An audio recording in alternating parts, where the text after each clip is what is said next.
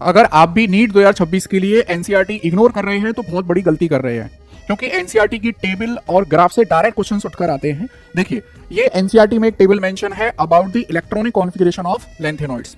अगर मैं इनके इलेक्ट्रॉनिक कॉन्फ़िगरेशन पर नजर डालूं तो देखिए, यहां पर सीरियम है 58 एटॉमिक नंबर, जहां डी में इलेक्ट्रॉन एंटर कर रहा है। देखिए, फिर मेरे पास है गैडोलिनियम, जहां डी में एक इलेक्ट्रॉन एंटर कर रहा है। फिर है मेरे पास ल्यूटेशियम, जिसमें डी में इलेक्ट्रॉन कर रहा है। तो ये टोटल 3 लैंथेनॉइड हैं जिनका एटॉमिक नंबर है 58, 64, 71। इनके इलेक्ट्रॉनिक कॉन्फ़िगरेशन में डी में एक एक इलेक्ट्रॉन एंटर करता है और इसके अलावा किसी में भी डी में इलेक्ट्रॉन एंटर नहीं करता है। अगर आपने ये टेबल इतनी ही पढ़ ली तो आप नीट का एक क्वेश्चन आसानी से सॉल्व कर देंगे। वो क्वेश्चन देखिए आप।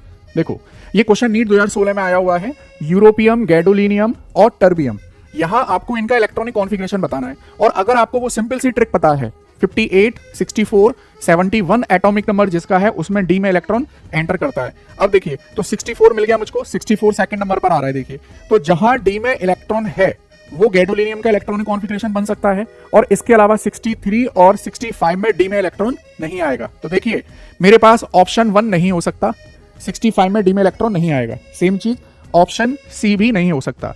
अब आ जाइए 63 पर देखते हैं। यहां ऑप्शन बी नहीं हो सकता, क्योंकि यहां पे 63 में डी में इलेक्ट्रॉन एंटर कर रहा है, और मेरे पास ऑप्शन सी भी नहीं हो सकता। तो अब देखिए, एलिमिनेशन मेथड से हमने ए, बी और सी कैंसिल कर दिया। अब मेरे पास क्या ऑप्शन बचा? सिंपल डी ऑप्शन बचा।